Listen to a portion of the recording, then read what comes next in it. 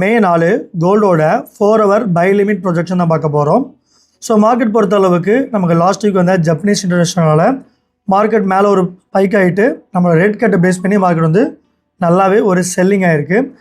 As of no market பொறுத்த அளவுக்கு நம்ம ஃபிபோ பார்க்கும்போது 0.5 அப்படிங்கிற ஜோனை பிரேக் பண்ணி கீழே வந்துருச்சு. ஸோ ப்ரெசென்ட்டாக இங்கேருந்தே மேலே போகுமான்னு கேட்டிங்கன்னா கண்டிப்பாக இல்லை. ஸோ அதோட லோவாக பார்த்தோம் அப்படின்னா கிளியராக 4568 நம்மளோட கோல்டன் ரேஷியோ இருக்குது. ஸோ இந்த ஜோனை அபே பண்ணி மார்க்கெட் கிளியராக ஒரு பை ஆக போகுது. டார்கெட் ப்ரைஸ் பொறுத்தளவுக்கு ஒரு 20 பாயிண்ட்டாக 4590 அப்படிங்கிறத வச்சுருக்கோம். ஸ்டாப் லாஸ் பொறுத்தளவுக்கு அதே 20 பாயிண்ட் அப்படிங்கிறத வச்சுருக்கோம் 1:1 டிஸ்கிரிப்ஷனில். ஸோ மோர் ஓவர் அடிஷ்னலாக பார்க்கும்போது ஸோ மார்க்கெட் பிரேக் அவுட் பண்ண ஜோனை ரீடெஸ்ட் கண்டிப்பாக பண்ணும். ஸோ அதுக்காக தான் வெயிட் பண்ணிட்டு இருக்கோம். அதனால் இதை பேஸ் பண்ணி நம்மளோட டெலகிராம் விஐபி சேனலையும் பை கால் கொடுத்துருக்கோம். ஸோ இந்த மாதிரி அப்டேட்ஸ் வந்து நினச்சிங்கன்னா நம்மளோட விஐபி சேனல் மறக்காமல் ஜாயின் பண்ணுங்க. ஜஸ்ட் நம்ம ரெக்கமெண்ட் பண்ணுற வேண்டேஜில் அக்கௌண்ட் ஓப்பன் பண்ணாலே போதும், முழுக்க ஃப்ரீ ஆஃப் காஸ்ட்டில் கிடச்சிரும். நன்றி.